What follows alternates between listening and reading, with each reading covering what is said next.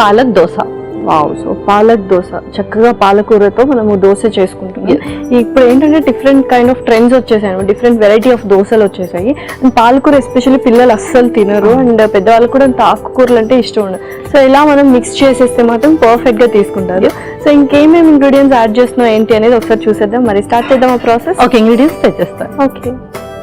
Okay Laccha, ingredients తెచ్చేస్తాను. Okay, so పాలకూరతో పాటు మనం కేల్ కూడా యూజ్ చేస్తాం. అవును, ఎస్పెషల్లీ కేల్ అయితే ఎవ్వరు తినరు.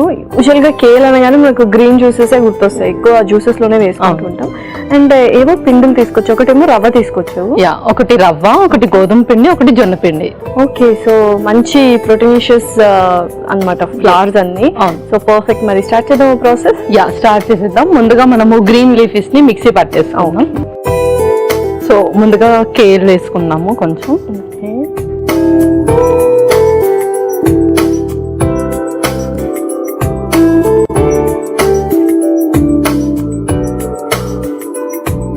అలాగే కొంచెం పాలకూర కూడా.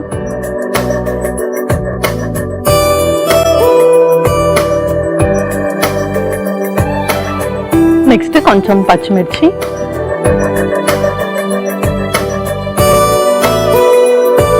అలాగే అల్లం ముక్కలు.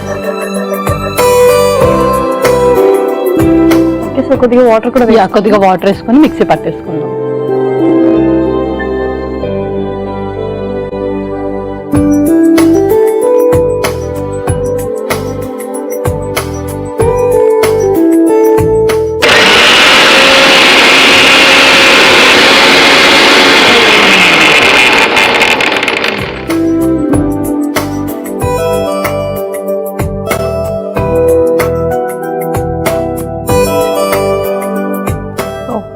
సో చక్కగా గ్రీన్స్ అన్ని మిక్సీ పట్టేసుకున్నాం. నెక్స్ట్ ఏంటి? నెక్స్ట్ ఒక మిక్సింగ్ బౌల్ లో ఈ పిండిలు అన్ని కూడా మిక్స్ చేసేసుకున్నాం.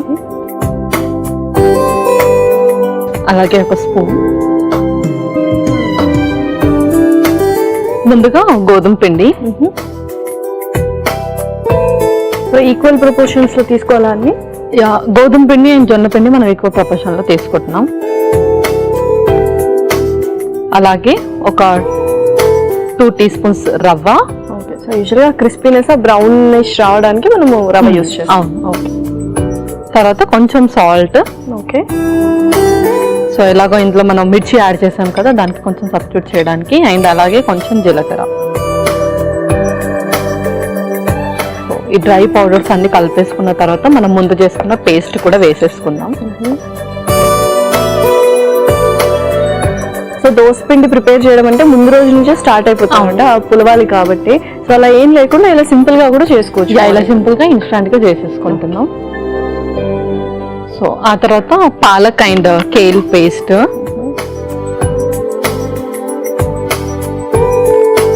సో ఇందులోనే కొన్ని వాటర్ వేసుకోండి.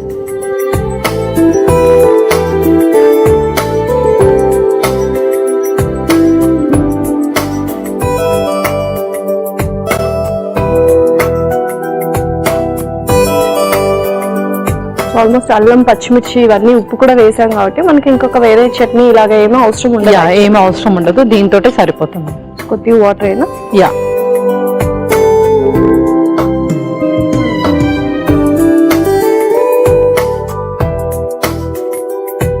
సో నువ్వు అలా కలుపుతుండు, పెనం నేను వేడి చేస్తాను. ఓకే,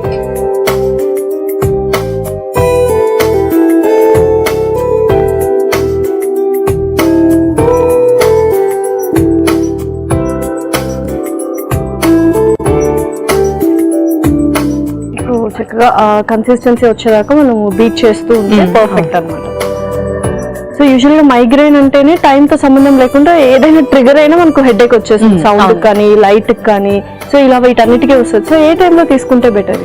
సో ఇది మనం మార్నింగ్ బ్రేక్ఫాస్ట్ లాగా కానీ లేదంటే ఈవినింగ్ డిన్నర్ లాగా కానీ ప్రిఫర్ చేయొచ్చు. అండ్ కొంతమందికి ఏంటి అంటే మార్నింగ్ లేవగానే జస్ట్ వన్ సైడ్ హెడేక్ అనేది ఎక్కువగా ఉంటూ ఉంటుంది వాళ్ళకి. సో అలాంటి వాళ్ళు మార్నింగే కొంచెం వాళ్ళు ఎక్కువగా ఎనర్జీ ఉన్న ఫుడ్ తీసుకోవాలి. అండ్ లేచిన 1 hour లోపు బ్రేక్ఫాస్ట్ కంప్లీట్ అయ్యేటట్టుగా చూసుకోవాలి. లైక్ హెడేక్ అనగానే ఇంకా అలాగే పడుకొని జస్ట్ టీ కాఫీ తాగుతూ లేదంటే ఏదైనా వార్మ్ డ్రింక్స్ తీసుకుంటూ ఉంటారు. బట్ అది రాంగ్. దాని బదులు మనం చక్కగా high calorie, high protein and nutrition rich ఉన్న బ్రేక్ఫాస్ట్ 1 hour లోపు తీసుకుంటే అది కొంచెం తగ్గుతుంది. పర్ఫెక్ట్. సో ప్యాన్ కూడా వేడెక్కిపోయింది. యా, ఇంకా దోశ వేసేసుకుందాం.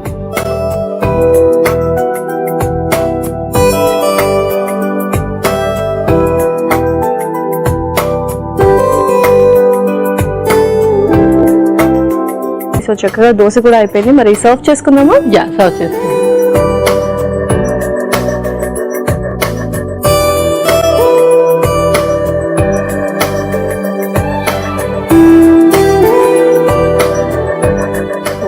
పర్ఫెక్ట్ అండ్ మ్యాచింగ్ అనమాట నా డ్రెస్ కి. సో రెడీ అయిపోయినట్టేనా? యా, పాలక్ దోశ రెడీ అయిపోయింది.